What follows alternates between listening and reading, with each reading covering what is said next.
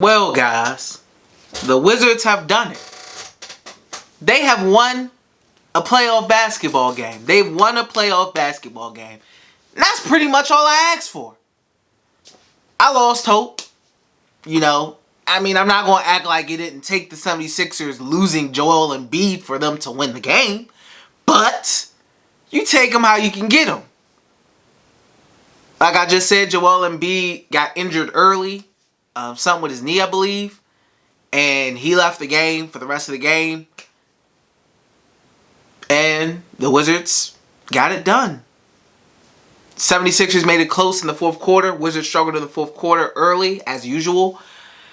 But they managed to pull it out. A clutch corner three from Rui Hachimura. Now, I made a little joke about him bricking the momentum corner threes earlier in the game. And I'm glad that he was able to make it when it really, really counted. And I feel like this is why the Wizards being in the playoffs is a good thing for guys like Daniel Gafford and Rui Hachimura. Like Rui Hachimura hitting that shot, at that moment in the playoff is really good for his growth and development as a young player. Now, forget about the Washington Wizards as a team, just speaking of individual players. Rui Hachimura having that moment and having that shot, in that setting, elimination game, trying to extend it to game 5, corner 3. You done missed a couple earlier in the game. Bradley Beal dump it off to you to seal the game, put the dagger in the game, and you hit it. That's a big shot for his career, probably the biggest shot of his career. So I'm proud of Rui. I'm happy for him. A lot of the role players stepped up. Daniel Gafford got in foul trouble early, had 2 fouls in the first 3-4 minutes. So, of course, that's never good. But when he was playing, as usual, he was a factor. The energy was there. Put back dunks, blocks. He had 5 blocks, I believe. He's a difference maker for the Wizards when he's out there on the court with his energy, especially in front of a home crowd. It's just very needed to have him out there and be out there to help the Wizards compete and try to win, games. Davis Bertans, I talk crap about him. Deservedly so. He had a good game before he had to leave the game. I think he strained his calf and he didn't return. But before that, he was having a pretty decent game. 3 for 6 from the 3-point line. Good job, Davis.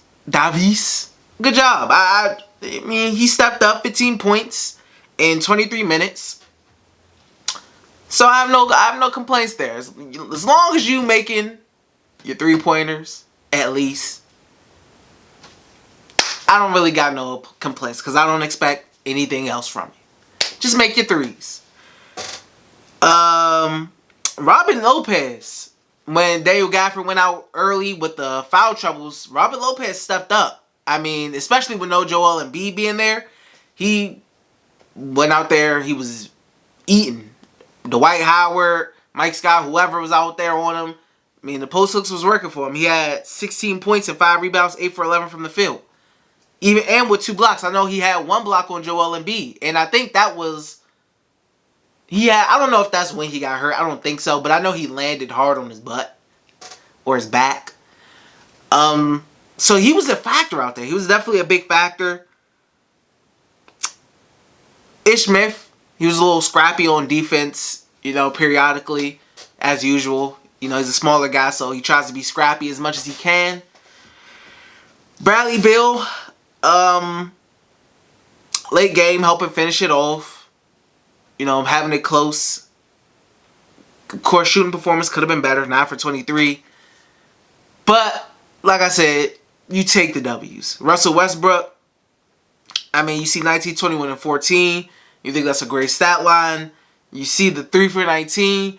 But I will say he went to the free throw line 16 times and he only missed 3 shots. For Russell Westbrook, that is really, really good. He only missed 3 shots, 3 free throw shots of the 16 attempted. That's big for him. We all know Russell struggled at the free throw line. At least he wasn't out there looking like Ben Simmons.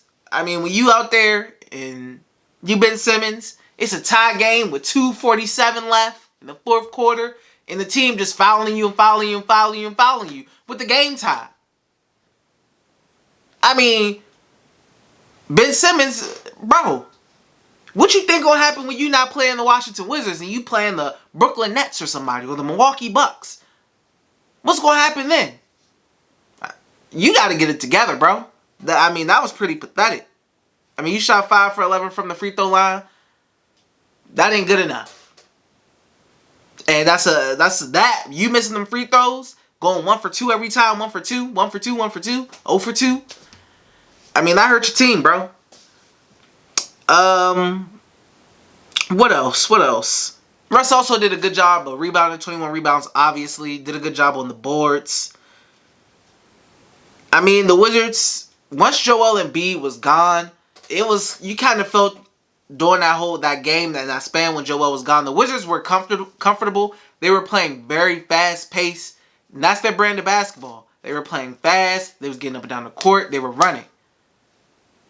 And that's what the Wizards do best. When they run, when they get out, when they block shots, get on a fast break, when they get turnovers, get on a fast break.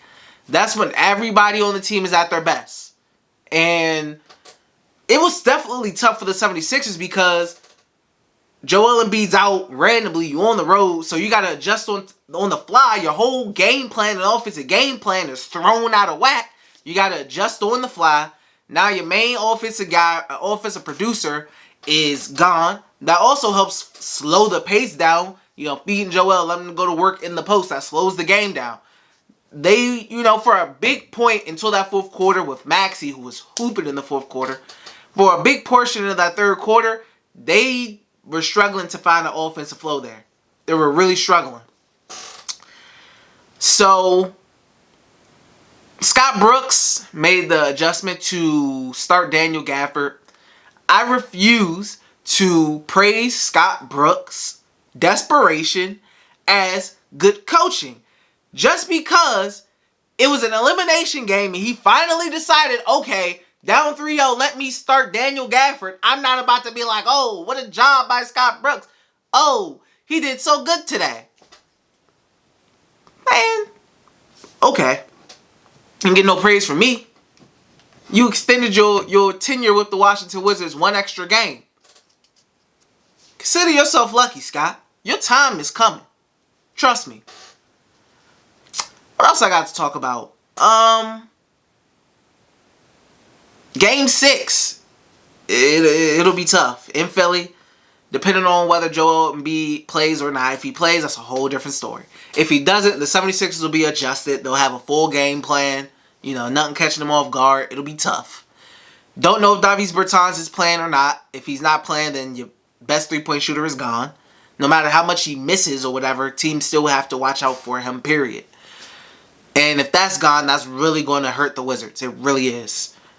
And that's going to make a lot of things tougher. On the road especially. But all in all, I'm happy that the Wizards got a win. They didn't get swept.